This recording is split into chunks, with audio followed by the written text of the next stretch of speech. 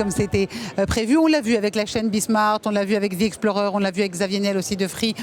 Eh bien, le numérique et les nouvelles technologies, c'est important. Passons à la première question pour voir si vous êtes calé. Quel sera le débit de la 5G, cette 5G dont on en parle? Est-ce que ce sera 10 fois plus rapide que la 4G ou 30 fois plus rapide que la 4G? Quelques secondes. La 5G sera 30 fois plus rapide que la 4G. Elle sera installée dans une dizaine de villes en France d'ici la fin de l'année, fin 2020.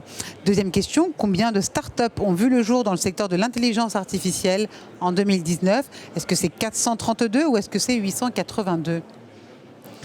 Alors c'est 432, un chiffre important aussi parce que c'est des nouvelles start-up dans cette intelligence artificielle du Made in France. Et croyez-moi, c'est un fleuron. Petit 3, quelle est la part des PME qui n'ont pas de site internet? Est-ce que c'est 20% ou 50%?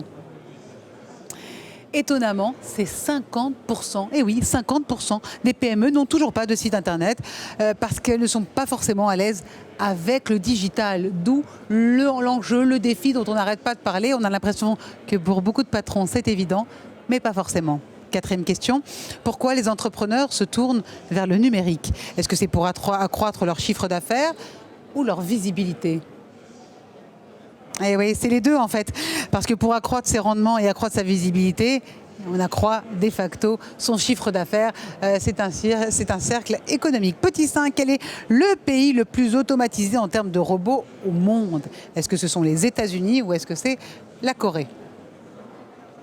Eh bien, c'est la Corée.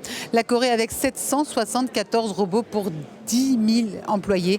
La France est en 8e position du top 10, c'est pas mal, avec 154 robots pour 10 000 employés. C'est vraiment pas mal parce que la France, je rappelle, est bien avant-garde dans beaucoup de secteurs, dont celui-ci et surtout aussi sur le software.